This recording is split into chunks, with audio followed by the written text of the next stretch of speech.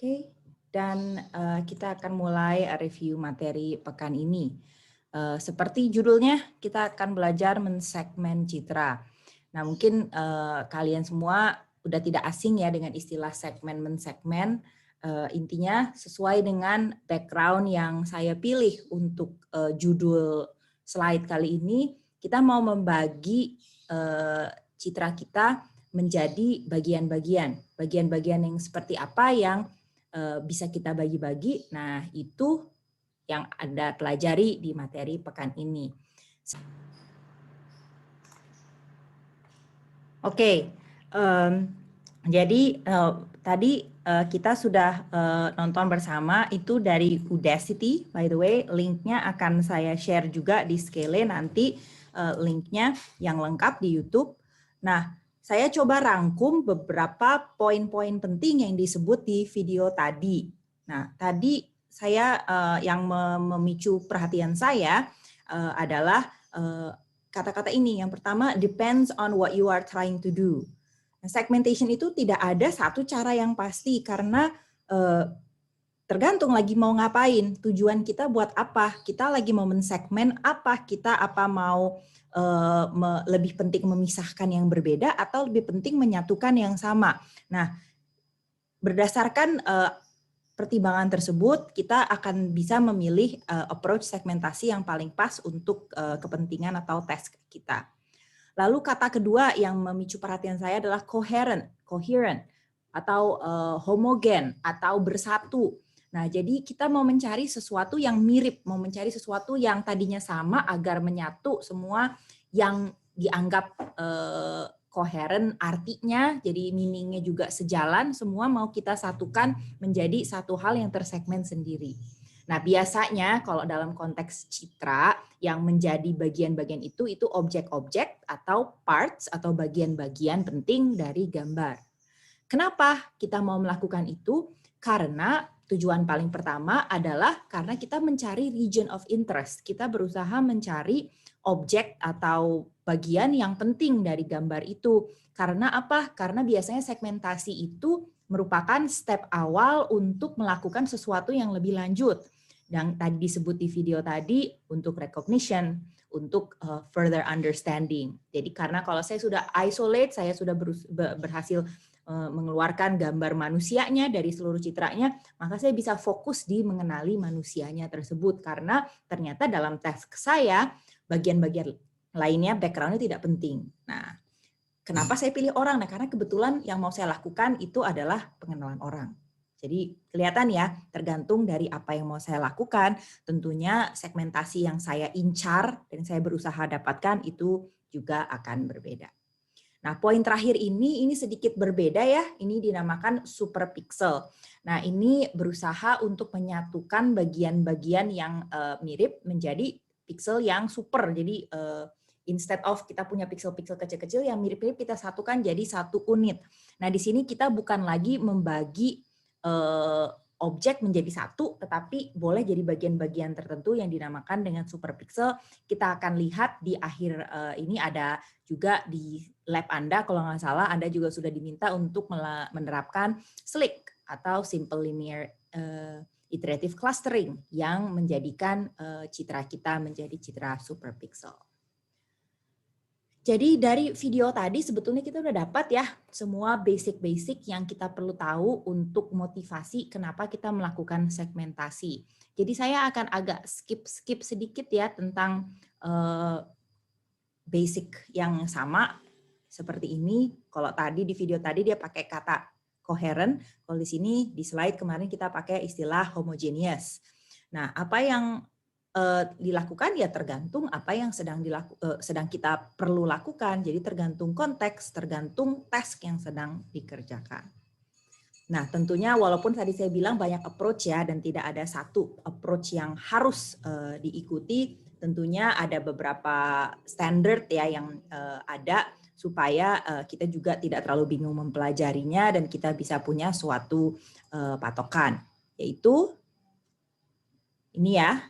Nah, mungkin untuk yang sudah pernah mendapat materi dari kakak kelasnya, nah di sini ada sedikit perubahan ya dari tahun ini dari tahun kemarin ke tahun ini karena ada tambahan sedikit pembedaan di similarity based segmentation.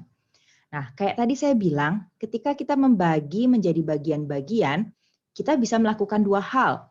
Either kita berusaha mencari di mana ada perbedaan, yang pertama discontinuity, jadi kita pisahkan yang beda-beda, atau kita justru mencari yang similar atau yang mirip-mirip. Yang mirip-mirip kita satukan jadi satu. Nah, ini ada dua cara, yaitu region maupun distribution. Yang ingin saya ingatkan tentang edge mungkin adalah tentang jenis-jenisnya saja dan bahwa kita dapat mengambil derivatif. Yes, itu artinya sama dengan turunan yang Anda kenali di kalkulus.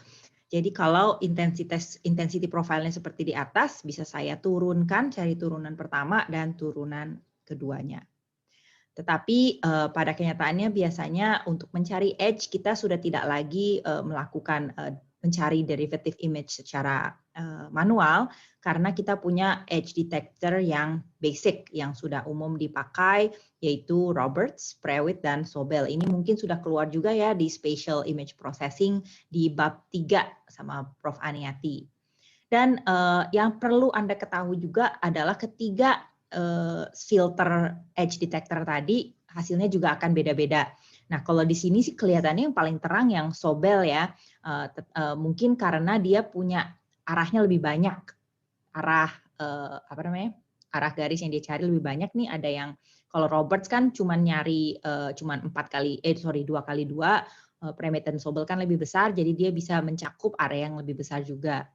Nah, tetapi kenapa kalau gitu kita tetap harus punya Roberts? Kenapa nggak pakai Sobel aja kalau emang Sobel lebih bagus? Karena ujung-ujungnya kayak saya pernah bilang tadi, ini tergantung task. Kalau task kita tidak membutuhkan kita mendapat edge yang terlalu detail seperti Sobel, mungkin Roberts itu sudah cukup untuk mencari yang kita butuhkan. Nah, kalau saya mau menggunakan approach edge ini, saya harus sangat hati-hati dengan noise. Karena ya, seperti dilihat, begitu saya tambahkan noise seperti ini, bisa dilihat kalau langsung hilang nih perubahannya. Dan derivatifnya tidak lagi fix. Jadi saya nggak bisa mendeteksi garis dengan fix. Nah, caranya gimana saya hilangkan? Nah, kita udah belajar ya tentang image restoration dan juga image enhancement. Jadi Anda sudah mengenal ya beberapa proses untuk menghilangkan noise seperti apa. Maka dapat dilihat kalau kita mau menggunakan mask, kita bisa menggunakannya dengan lebih baik kalau saya memulai proses dengan melakukan smoothing terlebih dahulu. Maka saya akan dapatkan garis-garis yang lebih penting lah ya. Kalau tadi kayak masih terlalu rame nih, ada garis-garis yang mungkin kurang relevan, tetapi dengan menggunakan smoothing saya bisa dapatkan garis-garis yang paling tepat. Oke, saya akan pause yang pertama setelah edge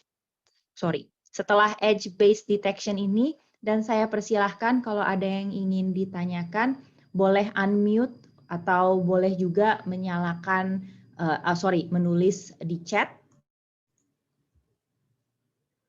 Silakan, ini sesi pertanyaan pertama.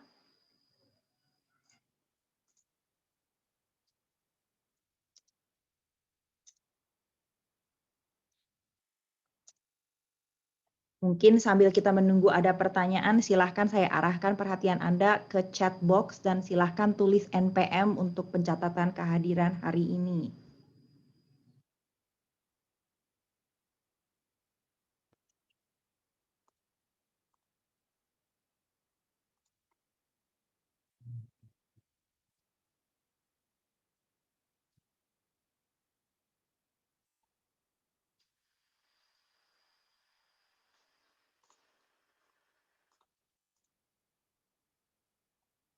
Wah, ini kalau ada pertanyaan tenggelam sama NPM ya jadinya ya. Kalau benar ada kalau memang ada yang ingin ditanyakan tolong unmute deh ya biar saya nggak ke miss pertanyaannya, nggak tenggelam sama NPM.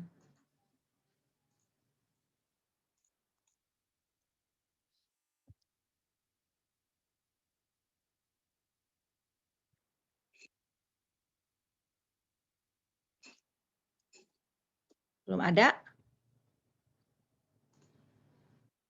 Ini saya lihat di chat box isinya NPM saja kok, belum ada pertanyaan. Oke, baik. Saya maaf tadi setelah ngomongin edge, saya ketinggalan satu slide ternyata. Saya tentang Kenny Edge Detector yang sepertinya sudah dibahas lebih detail oleh Pak Febrian di slide. Silahkan Anda pelajari di slides, di video. Karena kalau Anda menemukan paper masa kini sangat besar kemungkinannya jika dia melakukan edge detection, dia akan menggunakan Kenny Edge Detector, saking umumnya approach ini. Oke, baik. Selanjutnya setelah kita bahas yang edge, last chance nih, going once, going twice, nggak ada yang mau tanya? Saya anggap nggak ada ya. Kita akan lanjut ke bagian kedua, yaitu yang similarity based. Nah, kalau sebelumnya saya mencari garis-garis. Jadi saya mencari batas-batas antara area. Karena kan edge itu mencari perubahan intensitas ya. Jadi misalnya ada foto nih, Anda ngelihat wajah saya kan di sini ingin di layar. Nah, ini kan intensitasnya mungkin rata, tiba-tiba berubah jadi hitam nih ada rambut saya. Nah, itu adalah batas area wajah misalkan. Nah, cara lain adalah saya bisa mencari yang mirip-mirip, bukan mencari perbatasan antara satu wilayah dengan wilayah lainnya, tapi saya mau mencari wilayah, saya menentukan mana itu wilayah yang sama, region yang sama, berdasarkan kemiripan. Nah, ini bisa dilakukan menggunakan statistik, yaitu yang pertama menggunakan distribution based ataupun region based. Nah, sebetulnya distribution based ini adalah sesuatu yang sudah dipelajari juga di materi sebelumnya, di tahun sebelumnya, maaf, tetapi sebelumnya tidak dipisahkan menjadi istilah distribution based. Ini kita menggunakan buku edisi terbaru ya dari Gonzalez dan Wood tahun ini. Dan yang mau dilakukan dengan menggunakan distribution base adalah kita manfaatkan intensity histogram.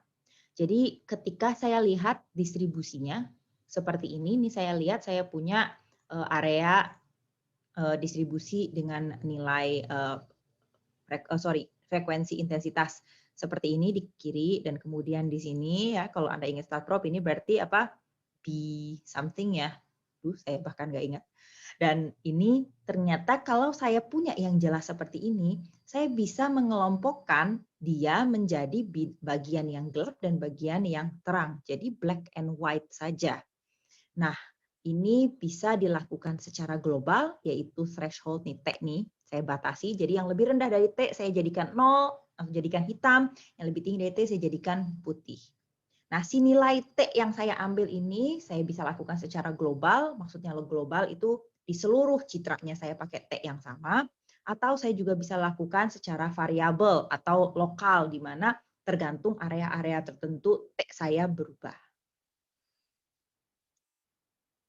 Nah, saya kalau punya lebih dari satu batas, saya juga dapat membagi menjadi area-area yang berbeda-beda menjadi dengan menggunakan T yang lebih dari satu. Kalau tadi cuma satu jadi hitam, satu jadi putih, yang ini yang di bawah T1 mungkin saya jadikan hitam, yang di antara T1 dan T2 saya jadikan intensitas abu-abu 122, dan di atas T2 saya jadikan intensitas abu-abu putih 255. Nah, tentunya kalau nantinya saya mau bagi menjadi lebih banyak threshold, masih bisa. Batasnya berapa ya? Batasnya 255. Cuman ngapain saya thresholding kalau 255 jatuhnya sama dengan nilai intensitas yang normalnya. Cukup simple ya untuk histogram thresholding, cukup jelas. Nah, isunya adalah dua hal ini secara citra. Kalau ada noise, kita tidak bisa mendapatkan batas-batas antara intensitas yang jelas. Dan yang kedua, ketika ada illumination atau pencahayaan yang tidak rata, dia juga akan merubah intensitas. Jadi tadinya nih yang tengah nih area yang ini nih, benda ini kan uniform ya, jadi harusnya satu region. Tetapi setelah gambar seakan-akan dibuat illuminationnya tidak rata, yang bagian kirinya itu lebih gelap daripada kanannya. Resikonya adalah ketika kita lakukan segmentasi, dia akan dianggap menjadi area kiri dan area kanan yang berbeda. Padahal dia adalah satu objek. Kedua, di sini kita sedang ketiga, yang tidak tertulis di sini adalah walaupun kesannya di sini saya cuma punya satu objek nih. Gambar nih ada objek di tengah dan belakangnya abu-abu. Cuman kenyataannya ketika kita sudah bicara citra yang natural, kita punya citra tuh jauh lebih kompleks daripada ini. Dan tentunya histogram yang akan terjadi pula juga tidak akan sesimpel ini. Nggak sesekedar saya punya, oh ini area objek dan ini area background. Tentunya nggak akan seperti itu kalau saya punya gambar betulan. Dan tidak selalu mudah menentukan T-nya itu harus muncul di mana. Jadi ini PR yang paling besar, yaitu untuk menentukan T yang optimal, yang mana yang bisa saya lakukan. Nah, approach yang bisa dilakukan adalah kita cek secara manual semua possible nilai T. Jadi biasanya untuk membentuk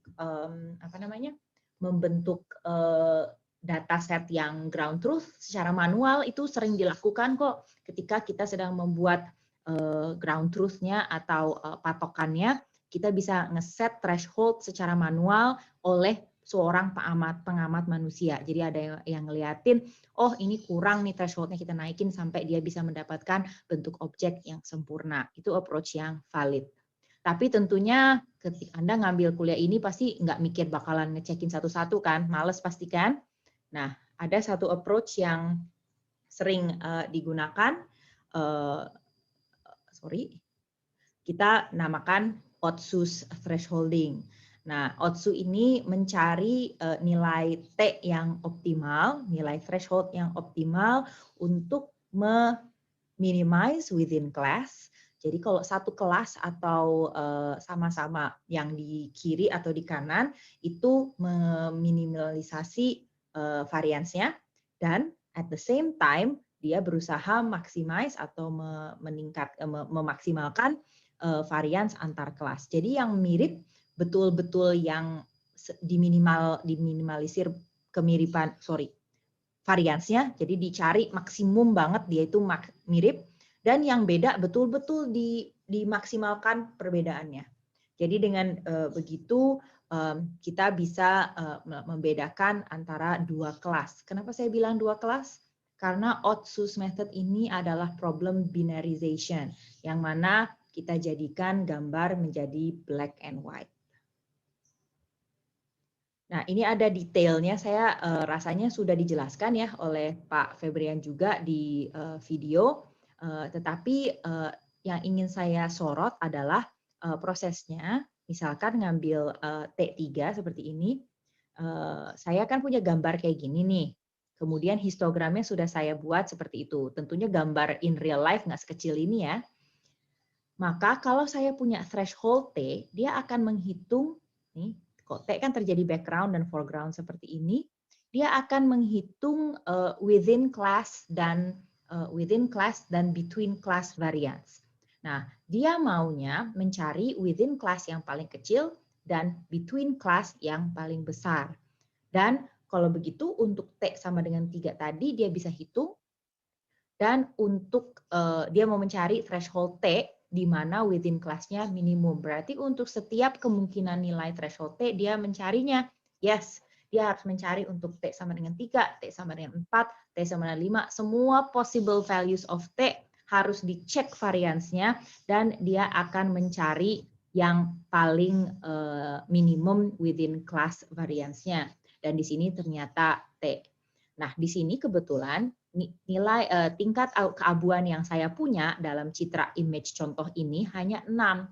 Jadi saya cuma harus ngetes T sama dengan 0 sampai 5. Nah, bayangkan kalau Anda punya 8-bit image yang ada 255 ataupun 16-bit image yang punya 65 ribuan. Nah, tentunya tidak terlalu ideal untuk mencari semua T yang possible. Nah, don't worry, karena Otsu ini saking udah diterima sebagai standar, usually sudah implemented secara default di dalam berbagai platform. Jadi yang penting Anda ketahui how it works, tetapi implementasinya biasanya sudah bisa dimanfaatkan secara langsung. Di sini ada beberapa contohnya ya, dan bisa Anda lihat tidak selalu berhasil Otsu's method karena dia hanya akan mencari within class variance dan tidak mempertimbangkan hal lainnya, sehingga kadang-kadang ketika citranya terlalu noisy, dia tidak dapat menemukan titik yang insignifikan seperti di sebelah kanan. Oke, saya tanggung nih, saya selesaikan dulu ya. Tentang similarity yang kedua, kalau tadi berdasarkan statistika atau berdasarkan distribusi di histogramnya, sekarang kita juga dapat menggunakan region based untuk mencari bagian-bagian yang homogen atau similar. Nah, kita punya yang dinamakan region growing, seperti istilahnya ya kita mulai dari bagian kecil, lalu kita grow, kita tumbuhkan, sampai kita dapatkan area yang homogen. Nah, di sini dapat dilihat kita mulai dari garis yang tengah dulu nih, yang sangat-sangat kentara, lalu setelah dilakukan region growing, ternyata kita bisa dapatkan yang diinginkan di kiri bawah ini. Tentunya kalau saya mau punya approach bottom up, yaitu dari region growing, kan dari kecil saya grow ya, saya tumbuhkan jadi besar. Tentunya bisa juga saya lakukan sebaliknya, yaitu splitting and merging. Nah, jadi tadinya sebetulnya dari region splitting saja, yaitu dari gambar sebagai satu kesatuan saya pecah-pecah-pecah sehingga saya dapatkan yang homogen saja, tetapi region splitting on its own sendirian itu kurang efektif. Karena begitu saya bagi dan saya salah, saya nggak bisa balik lagi. Jadi region splitting seringnya digunakan sekaligus, region splitting dan merging, sehingga kita bisa bolak-balik dan mendapatkan area-area yang ideal. Ini adalah contoh untuk dua gambar yang sangat terkenal di dunia image processing, si fotografer dan Lena. Ini yang terakhir adalah approach clustering. Nah, ini udah mulai masuk ya, nyambung ya dengan yang ada di materi minggu lalu. Nah, kita dapat mengumpulkan, mengelompokkan pixel-pixel yang mirip tergantung dengan sifat-sifatnya. Jadi, fitur apa yang kita pakai untuk menentukan pixel ini menyatu? Intensitasnya sajakah? Atau warnanya sajakah? Atau mungkin jaraknya? Karena agak tidak masuk akal ya kalau saya mau menyatukan pixel di sebelah kiri menjadi satu klaster dengan pixel yang di sebelah kanan atas seperti ini. Nah, maka ada yang dinamakan Simple Linear Iterative Clustering atau SLIC yang berusaha menggunakan dua buah measure. Warnanya iya dan juga pixel distance-nya. Jadi dia tidak hanya akan mengelompokkan yang warnanya mirip, tetapi juga yang jaraknya dekat. Jadi nggak mungkin yang ada di bawah sini disatukan dengan satu klaster dengan yang ada di kiri atas, walaupun mungkin warnanya sama. Nah, ini makanya sering dipakai untuk istilah superpixel. Nah, seperti tadi saya sudah katakan, untuk superpixel ini dilihat, ini sebetulnya satu area wajah ya, tetapi dia tidak menjadikannya satu, melainkan dia membaginya menjadi area-area homogen. Nah, ini bermanfaat ketika kita lakukan pemrosesan skala besar, karena kalau tadinya pixel based, kebayangkan berapa banyak operasi yang dilakukan. Misalnya citranya 12.000 kali 12.000 aja pixel. Itu banyak sekali operasinya ya kalau kita lakukan pixel level. Tetapi kalau kita naikkan menjadi super pixel, dan kita punya hipotesis bahwa operasi yang kita lakukan tidak akan terlalu masalah kalau dirata-ratakan di satu super pixel. Nah, kita dapat menyederhanakan pemrosesan atau operasi kita, dan dengan demikian kita bisa menaikkan speed dan kita juga bisa mengurangi waktu pemrosesan. Itu untuk efektivitas. Lainnya juga untuk representasi citra yang lebih sederhana, yang mungkin nanti akan dibahas lebih lanjut di pekan 14 di image compression. Ini saya tadi tunjukkan saja algoritma SLIC-nya untuk menunjukkan bahwa fitur yang dia pakai untuk mengelompokkan pixel-pixelnya adalah warna dan lokasi. Jadi LAB dan XY. Ingat ya, LAB kita sudah belajar ya di teori warna, yaitu color space yang bukan RGB, tetapi yang lebih berbasiskan dengan mata manusia. Dan juga jarak yang digunakan, jangan lupa kalau misalnya jarak location sih, yang dipakai itu adalah jarak Euclidean, tetapi untuk color yang dipakai adalah color difference ya, dan ini merepresentasikan perbedaan warna. Jadi tidak sekedar perbedaan jarak. Nah, ini saya ingin menunjukkan beberapa hasil real life untuk Slick. Nah, di sini dapat dilihat bahwa tergantung dari banyaknya klaster yang kita pakai, kita bisa dapatkan hasil yang lebih halus atau kurang halus. Jadi yang atas dapat dilihat bahwa bagian-bagian pentingnya nih, misalnya ini ada gambar kursi ya di sini ya.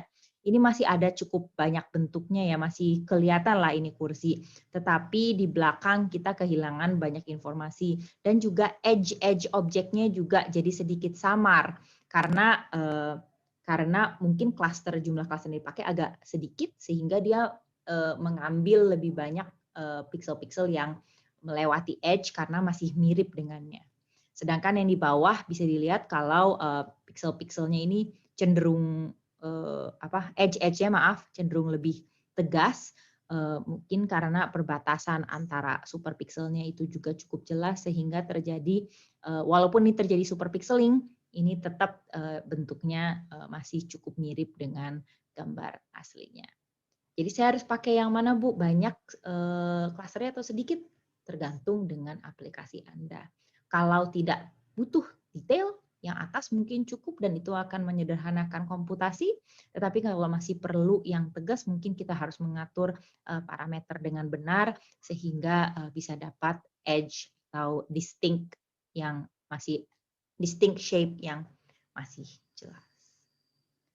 Oke, saya akan berikutnya lanjut ke beberapa aplikasi, tetapi saya akan beri pause lagi untuk memberi kesempatan bertanya. Saya persilahkan. Izin bertanya, Bu. Oh, boleh banget. Boleh dong dinyalakan kameranya dan disebut namanya biar saya tahu yang bunyi yang sebelah mana.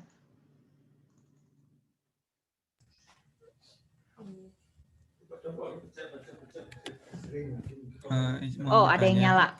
Oke, iya ada yang nyala. Silakan. Imade ya? Iya. Oke, Jadi silakan. di kuis kemarin kan ada pertanyaan yang Orsu method bisa melakukan multiple class thresholding. Sorry sekali lagi kuis yang mana? Oh, yang kuis pekan 11 yang ya? baru. Iya. Oke. Jadi itu maksudnya multiple class thresholding itu thresholdnya ada banyak atau gimana Bu ya?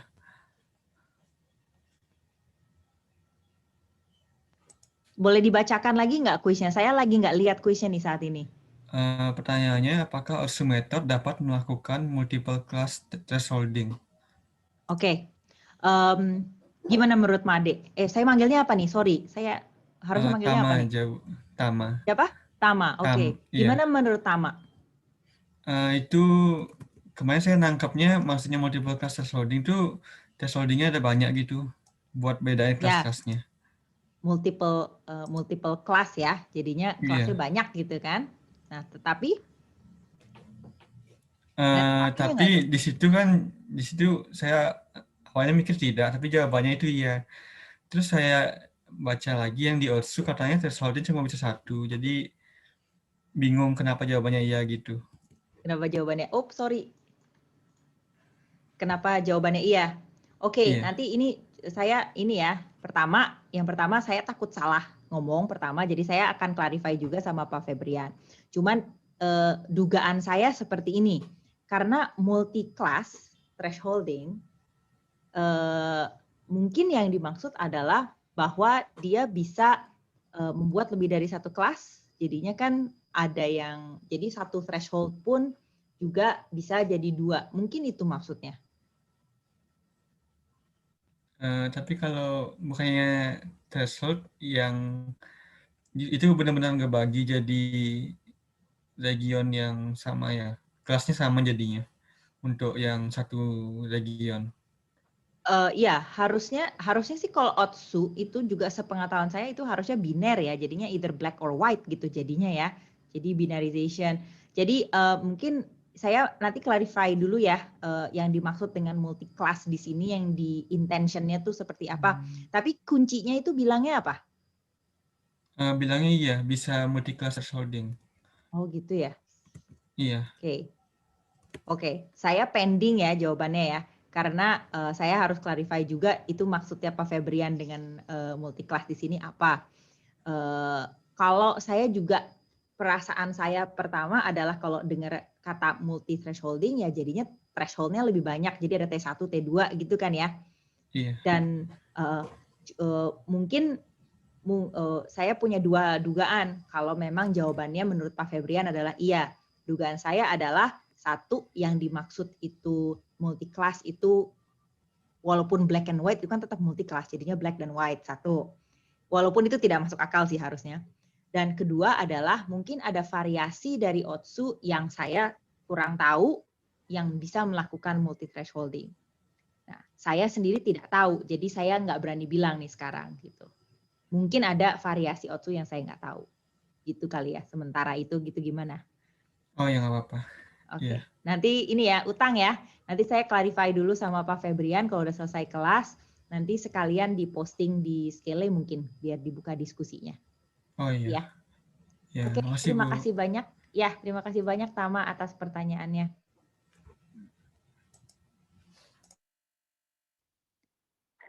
Oke, yang lainnya mungkin ada juga yang ingin ditanyakan? Atau yang lain belum ngerjain kuis, jadi yang sadar cuma Tama? Belum ada? Yakin? Going once, going twice? Oke. Kalau belum ada, saya akan habiskan bagian ini yang applications. Nah, tentunya saya ingin ingatkan Anda bahwa applications yang saya tunjukkan di sini hanya beberapa contoh real life. Jadi saya ingin Anda tahu untuk apa sih ini bisa dilakukan. Tetapi ini bukan list yang Ini bukan list yang ekshaustif. Jadi pasti banyak banget aplikasi di luar sana.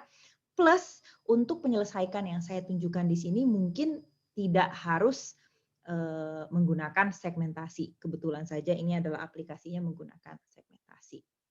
Nah, yang pertama ini sebetulnya sudah disebutkan ya di video yang tadi sebelum di paling awal bahwa kita dapat lakukan foreground background segmentation.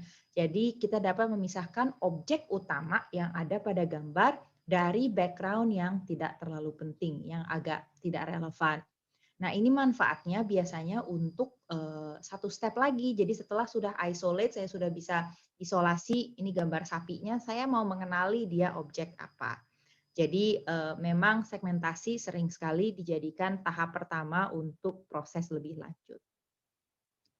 Yang kedua, ini juga masih sama, jadi untuk menentukan yang dinamakan air light atau warna udara, kalau mau diterjemahkan secara harfiah, atau warna surrounding, warna environment.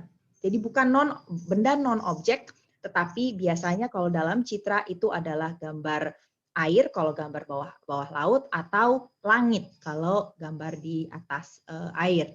Nah, ini manfaatnya untuk apa? Untuk beberapa aplikasi computer vision penting untuk menentukan depth at infinity. Ketika kita punya gambar kan kita nggak tahu nih orang ini ada di berapa jaraknya dari kamera. Tetapi kalau kita bisa tahu langit ada di mana, kita tahu oh itu tempatnya depth-nya infinity. Kita selalu berasumsi bahwa langit atau bagian kosong atau air ya kalau di bawah air itu ada di infinity. Dan dengan demikian kita dapat melihat scene-nya secara kontekstual. Oh ini adalah infinity, ini adalah batas dari scene saya. Maka mungkin secara relatif objek saya ini ada di jarak berapa dari saya. Dan ini manfaatnya untuk 3D distance detection. Estimation. Kemudian kita juga dapat lakukan untuk medical images. Jadi seperti ini gambar CXR atau chest X-ray itu biasanya masih sangat noisy ya.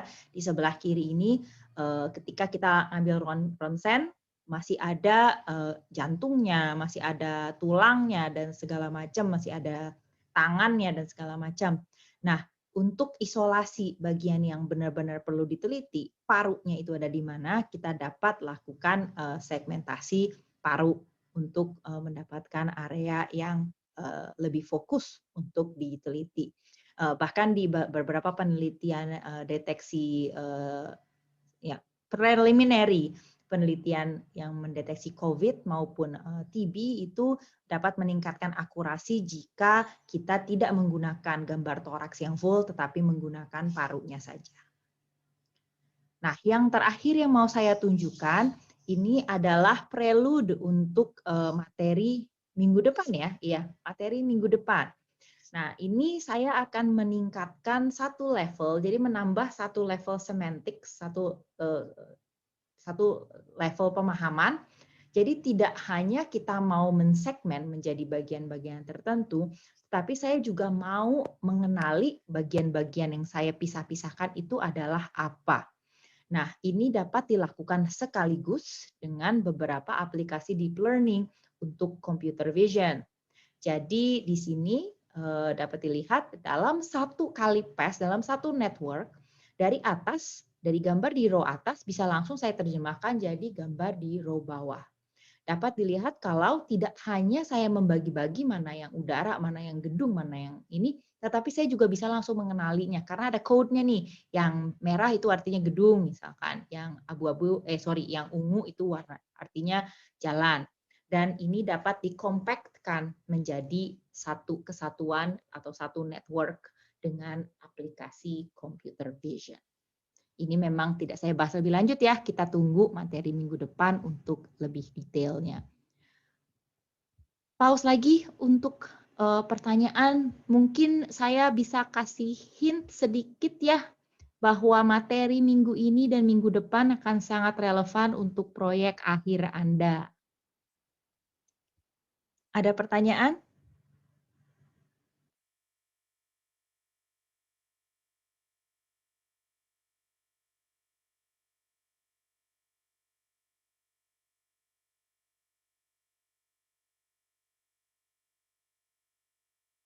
Saya nengok chat ya, ada pertanyaan nggak ya di chat? Oke, belum ada.